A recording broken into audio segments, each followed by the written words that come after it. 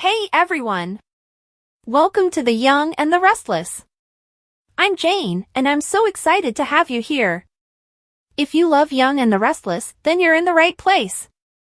Make sure to hit that subscribe button and turn on notifications so you never miss a video. Alright, let's dive right in. Mystery culprit kills Damian after Lily says they're a couple. The Young and the Restless update for Monday, July 14th, predicts that a mysterious killer would murder Damian Cane after Lily Winters declares her new couple status. Things are going to get wild in Nice, so let's talk about what's next on YNR. On the train, Billy Abbott will try to figure out what Phyllis Summers has learned about Cane Ashby's plans. However, Phyllis will push Billy's buttons by pointing out that Cane has all of the money and power. There will be no incentive for Phyllis to reveal any genuine information to Billy, so she will keep him in the dark. Next, Nick Newman and Sharon Newman will try to persuade Phyllis that siding with Cane is a poor decision. Nick will not want Phyllis to suffer the same fate as Cane. Meanwhile, Cane and Amanda Sinclair's rendezvous will be ruined when Lily and Damian appear to flirt in front of them. When Cane inquires about Damian and Lily's current relationship, Lily eventually confirms it. Cane will promise Lily that he will never talk of his emotions for her again, however he will regret that this trip helped Lily and Damian's romance progress. After Cane asks Damian to speak with him alone, Lily and Amanda will have their own private conversation.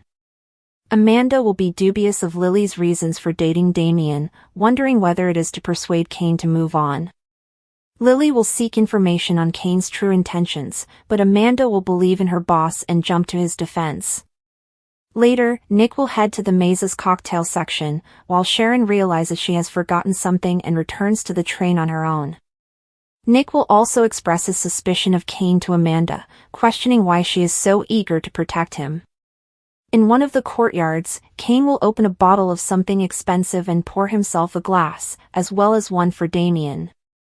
Damian will drink swiftly, while Cane will take it more slowly. Cane will promise to completely back off Lily if that's what she wants, but he'll warn Damian not to damage her and miss his chance. Damian will sit on a bench once he feels bad.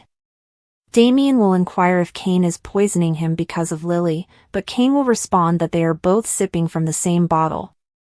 However, it won't be long until Cane starts feeling unstable as well. When they're both woozy, Cane will notice something unusual is going on and desire to rejoin the other partygoers. Unfortunately, Damian and Cane will not have the opportunity because someone will appear from the shadows armed with a knife. A gloved mystery character will toss the knife into Damian's back, causing Cane to reel as Damian collapses into his arms and becomes limp. When Phyllis encounters Jack Abbott and Diane Jenkins Abbott while they are all lost in the maze again, she will find her way out and uncover a horrifying revelation.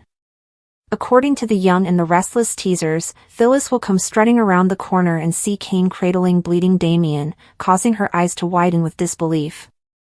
The sun had barely risen over the quiet town of Willowbrook when the first whispers of tragedy began to spread through the cobblestone streets. Damian Hartwell, a young man of 23 with a reputation for his sharp wit and even sharper tongue, was found lifeless in his modest apartment, his body slumped over the kitchen table as if he had simply dozed off mid-thought. But the pallor of his skin and the unnatural stillness of his chest told a different story, one of sudden, inexplicable death. The news sent shockwaves through the community, not only because Damian was well-liked but because of the peculiar timing of his demise. Just the night before, Lily Montgomery, the town's sweetheart with a voice like honey and eyes that could melt even the coldest heart, had stood on the stage of the local theater and, in front of a packed audience, declared that she and Damian were officially a couple. The announcement had been met with cheers and applause, though a few keen observers noted the flicker of something unreadable in Damian's expression, a hesitation, perhaps, or a shadow of unease. No one could have guessed that within hours, he would be dead, and the question on everyone's lips would be, who, or what, had killed him? The police were quick to arrive, their uniforms crisp and their faces grim as they cordoned off the apartment, but their initial examination yielded no obvious clues. There were no signs of forced entry, no struggle, no visible wounds on Damian's body. The only thing out of place was a half-empty glass of water on the table, its contents now being carefully bagged as evidence. Speculation ran rampant. Had it been poison? A heart attack? Something more sinister? The townspeople, never ones to shy away from gossip, began weaving their own theories, and Lily's name surfaced more than once in hushed conversations. After all, she had been the last person to see him alive, walking him home after the play with her arm linked through his, her laughter ringing through the night air. But to suggest that Lily, gentle, kind-hearted Lily, could have had anything to do with Damian's death seemed unthinkable. And yet, the timing was undeniably strange. Lily herself was inconsolable. She sat in the police station, her face streaked with tears, her hands trembling as she recounted the previous evening's events. They had been happy, she insisted. Damian had seemed perfectly fine when she left him at his doorstep, pressing a soft kiss to his cheek before turning away. She had noticed nothing unusual, no hint of distress, no indication that anything was wrong. The police nodded sympathetically, but their questions grew more pointed as the hours passed. Had Damian mentioned any enemies? Any recent arguments? Any reason someone might want to harm him? Lily shook her head, but then, hesitantly, she mentioned the letter.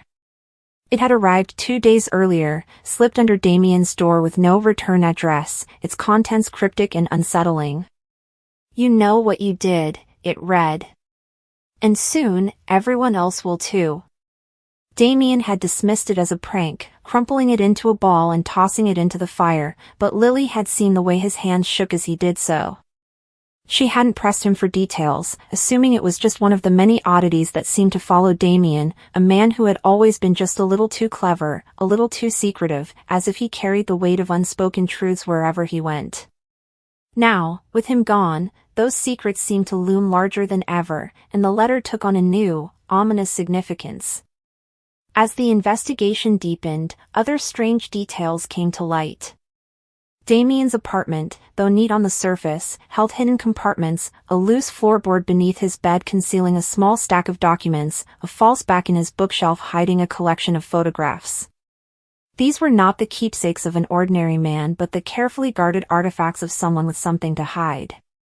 The documents appeared to be financial records, though their purpose was unclear, and the photographs showed faces the police did not recognize, men and women in various locations, some looking directly at the camera, others unaware they were being watched.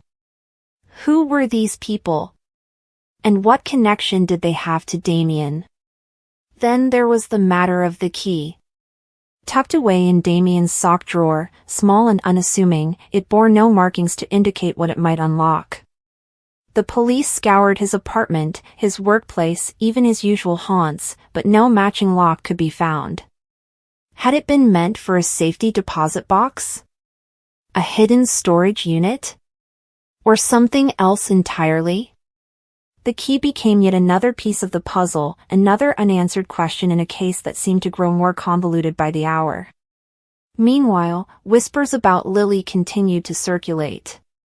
Some claimed they had seen her arguing with Damian in the days leading up to his death, though no one could recall the specifics of their disagreement.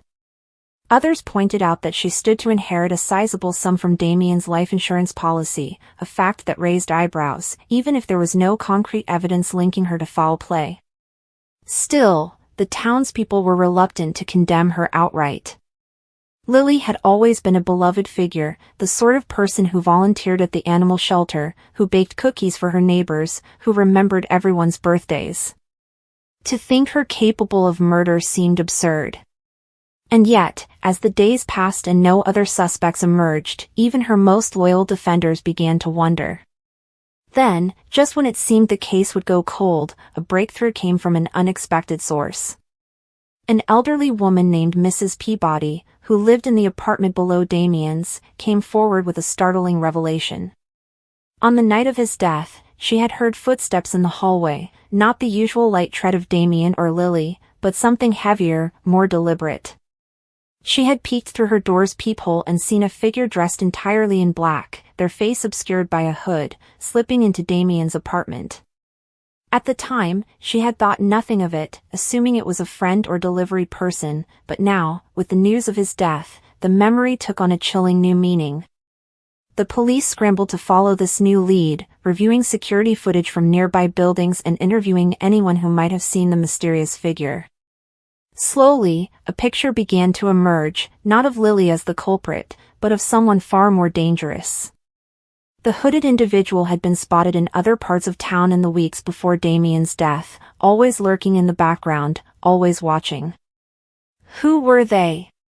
And why had they targeted Damian? The answer, when it finally came, was more shocking than anyone could have imagined. The financial records hidden in Damian's apartment were tied to a years-old embezzlement scheme, one that had nearly bankrupted a small tech startup where he had worked briefly after college. The faces in the photographs were former colleagues, some of whom had suffered greatly after the company's collapse. And the key?